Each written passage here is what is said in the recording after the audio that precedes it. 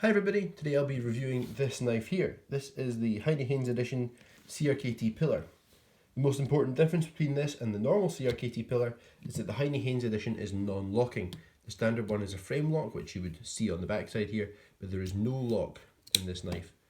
Couple that with the under 3-inch blade and it is a UK legal carry knife, much like the Spyderco UK PK. You can see it's quite a lot shorter than the UK PK. There's a Spyderco PM2, it's just a standard size comparison knife. You can see it's a lot shorter than that as well, obviously, and yet very almost the same height as the PM2. Kershaw bare knuckle, slightly taller actually than the Kershaw bare knuckle, a lot shorter, taller than an Atmos and a lot shorter. One more XM Slippy, another UK legal carry, and an XM18.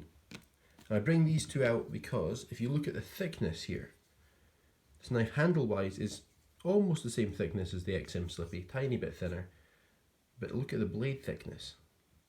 It's so much thicker than an XM Slippy. It is a lot thicker than the aforementioned UK PK. In fact, almost the same thickness as a regular thickness Hinderer XM18, which is crazy thick for a knife of this size.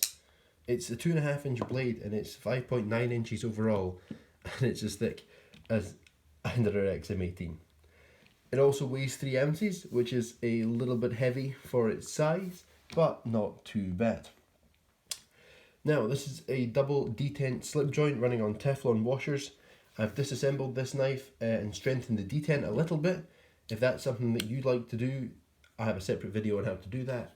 Strengthening the detent makes it slightly more stiff to get past the initial piece of opening and slightly stronger in the open position. So I felt this knife needed that when I got it. It's something I've done and there's a video on it if you're interested. The opening hole here has a fairly sharp edge to it.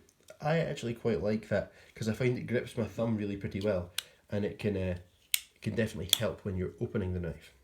This knife can also be flicked open with a little bit of wrist, middle finger in the hole in the back, and it can be flicked closed if you push on the blade quite firmly.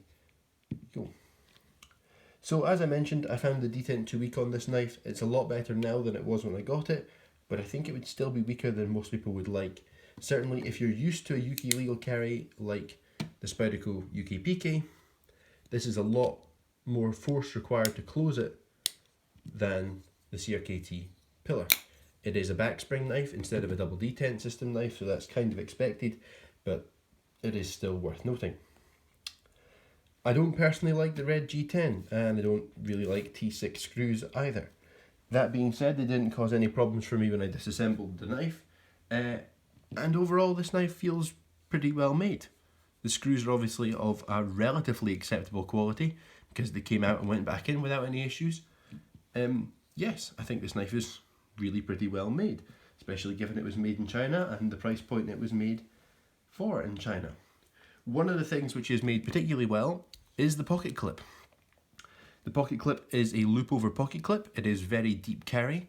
It has a recessed clip base and recessed screws, unlike, do I have a knife that isn't doing that? Yes, I do. The CGRB Rampart here doesn't have a recessed clip base and doesn't have recessed screws.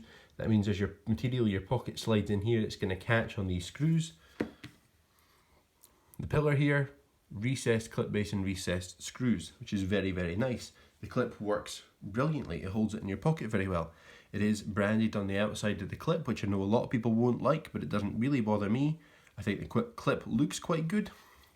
I'm a fan of the clip, except I think they put it in the wrong place. Broadly speaking, knife guys prefer tip-up carry. I am absolutely one of them. Most knives now come tip-up carry. Most that don't tend to at least have the option for you to swap it. This one unfortunately doesn't have the option for you to swap it, and unfortunately doesn't have the option for you to swap it for left-handed carry either, which I think is a real shame on this knife because it has no lock to manipulate and it has an opening hole. A left-handed person would have had exactly the same experience with this knife as a right-handed person if the clip could have been reversed.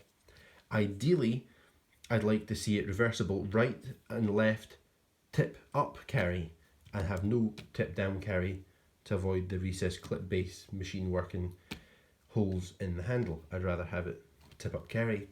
I think almost everyone would rather have it tip up carry, and I don't know why it isn't, to be honest. However, it does carry quite well, so it's relatively forgivable. It carries okay. It's a short knife, it's a relatively heavy knife, it's quite a thick knife, so it does tend to kind of bounce around more in your pocket. Something that's heavier but longer, like this XM18, is just going to touch more of your pocket and have more material to stop it bouncing around, if that makes any sense.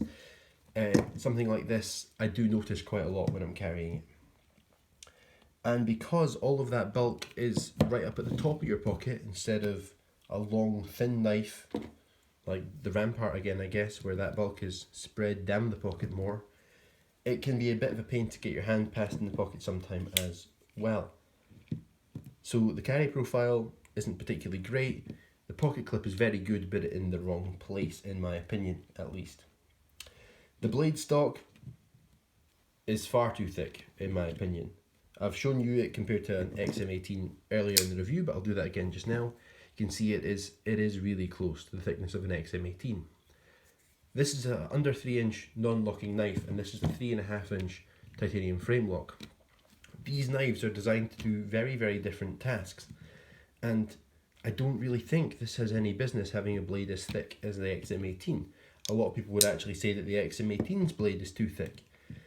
I think here they could have gone for some thinner stock. On the standard Pilar, it makes a bit more sense, because it's a locking knife. I could see it being a kind of compact, harder use knife. Here though, in a non-locking knife, I think it makes a bit less sense. That being said, the grind is very high. It's not as high as something like a Spyderco, where you have this full flat grind that actually continues off the top of the blade, but it is quite a deep grind, and while it isn't particularly thin behind the edge, it's slightly thinner than I expected it to be. And it does cut, again, a bit better than I expected it to. CRKT call this blade shape a Wharncliffe blade. I don't really agree with that. I think it's more of a sheep's foot, or perhaps even a cleaver style blade. But whatever shape it is, I quite like it. I find it certainly pretty capable. It's not going to be as good for the likes of piercing tasks, something with a more acute tip. But it also is going to have a relatively durable tip as the upside of that.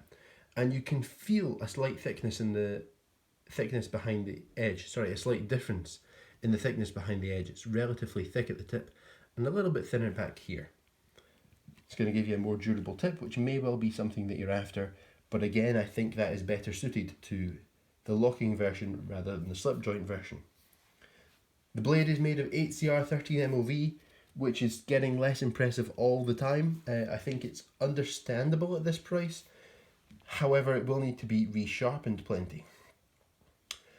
The Pilar was designed by Jesper Voxnes, who is a very well known and very good knife designer. And that absolutely comes across in the ergonomics of this knife. It's pretty excellent in the hand. There aren't many knives this small that feel this good in the hand. I wish it had some jimping on the spine. I say that about almost every knife that doesn't, but in particular on this knife, because I find to get grip on this smooth spine, I push harder with my thumb, and sometimes that will cause a knife to start to close because the detent isn't particularly strong. So some jimping on the spine here would have helped me have to push less hard to get the grip that I want on my thumb, and hopefully reduce the chances of it starting to close. Now, as you saw there with your finger in the forward finger choil, if the knife does begin to close, your finger's going to stop it closing on you, which is really pretty good. It's a good design feature for a slip joint of any kind to have. You can see it on the XM Slippy and on the UKPK, both have that same design. It's something that I definitely like to see in a non-locking knife, but a little bit of jimping here would have helped avoid that problem anyway. This version of the Pilar is exclusively available at Heinnie Haynes and it costs £35. That's a pretty good price, I think. I think it's really pretty reasonable.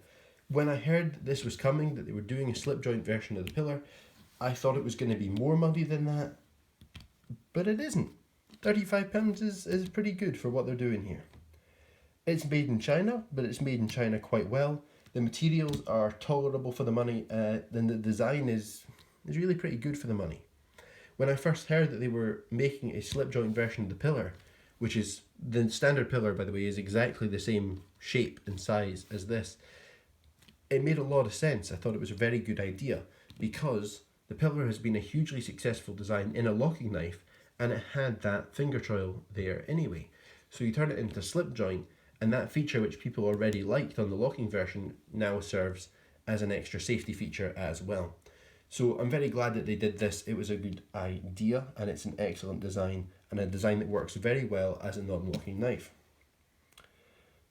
So the blade steel isn't great, the blade stock's too thick, the detent's pretty poor, the pocket clip's in the wrong place, and I don't like the red. But I do think that this is a very, very good knife. Personally, I prefer my UK legal carries closer to the 3-inch mark, like the other two that I've mentioned, the XM Slippy and the Spyderco UK PK.